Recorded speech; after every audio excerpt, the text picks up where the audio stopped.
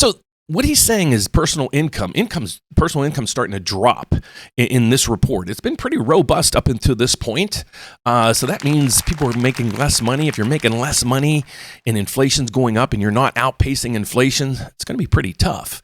So that's why this is really important. And I've been focusing in wages for the last 6 months or a year because they've been continually increasing, outpacing inflation. And now what this hit's going to do for things, we'll have to focus in on that. But let's keep going. That's where we comp this to SEP of 21 when we were minus 0.6. Now, if we look at spending was down 0.1. We were expecting up 0.1. That equals where we started the year at down 0.1. To find a bigger negative number, you're going in the Wayback Machine to Feb of 21.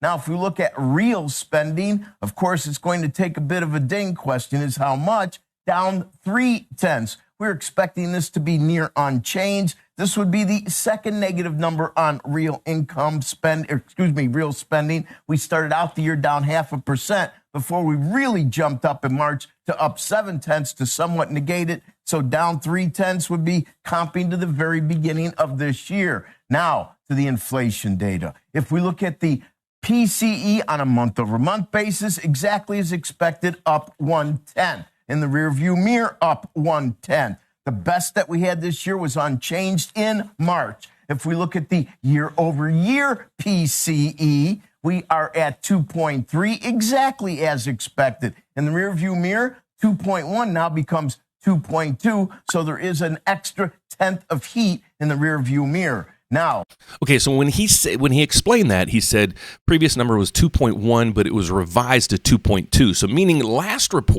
month's report was 2.1. It was revised to 2.2. Now it's 2.3 based on this month. So could it be revised, a couple weeks from now down to 2.2 or up to 2.4?